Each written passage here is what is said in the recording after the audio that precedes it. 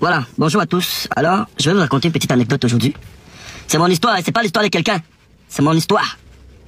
Quand j'étais étudiant à Yaoundé, j'ai fait la rencontre d'une jeune musulmane avec qui on a eu une belle aventure. Voilà. Jusqu'au moment où elle est tombée enceinte et tout. J'ai annoncé à mes parents, on était contents, c'était la joie et tout ça. Comme je vous dis, j'ai pris soin de toutes ses visites. Elle allait à l'hôpital, j'ai géré tout avec sa mère, j'ai géré tout avec sa mater et tout. J'ai pris soin de toutes les visites. La layette. Le jour de l'accouchement, on me dit qu'elle va accoucher les jumeaux. Et qu'elle va accoucher par césarien. Et qu'il faut 300 000. Étant étudiant, je me suis battu. J'ai payé ça. J'ai envoyé les 300 000. Quelque temps après, on revient me dire qu'un enfant est décédé, il reste un seul enfant et tout. Je suis resté tranquille. J'ai même fait mon petit deuil et tout. On avait commencé à m'appeler Tani. On dit que non, j'ai fait mon petit deuil et tout. Mais par la suite, la fille avait commencé, elle a commencé un schéma avec sa mère qui n'avait pas le nom. Les gens ont créé les maladies sur l'enfant tous les jours. Oh, l'enfant est en train de s'étouffer, il faut voir un neurologue, et il faut 70 000. Étant étudiant, je me battais, j'envoyais toujours. Jusqu'à ce jour, ma mère a dit qu'il faut qu'on voit un peu clair dans l'histoire.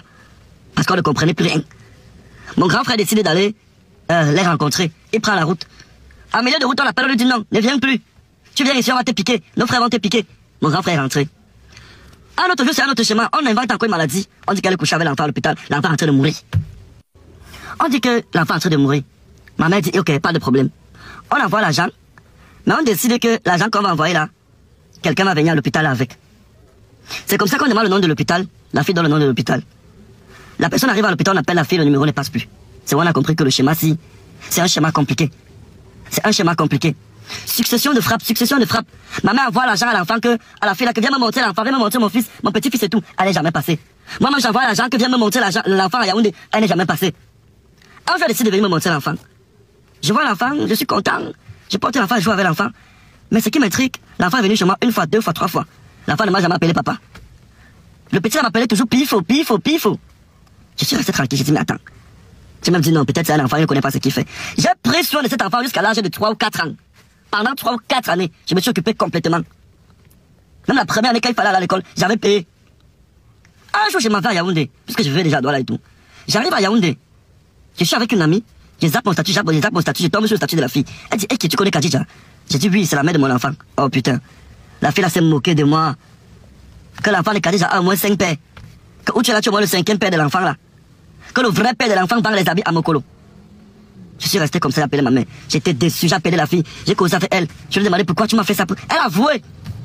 Comme pour dire quoi, les amis. L'enfant, c'est une décision et c'est quelque chose qu'on assume à vie. Il y a beaucoup de familles ici. Sous beaucoup de toits ici. Il y a des enfants qui ne devraient pas être là. Mais parce que la femme a le cœur du diable, la femme est capable de faire ça. Et généralement, elles font ça quand elles se rendent compte que non, tu te bats, tu as un peu d'argent, tu peux rapidement prendre soin, tu peux facilement prendre soin d'une layette et d'une grossesse et tout. Tu peux t'occuper d'un enfant.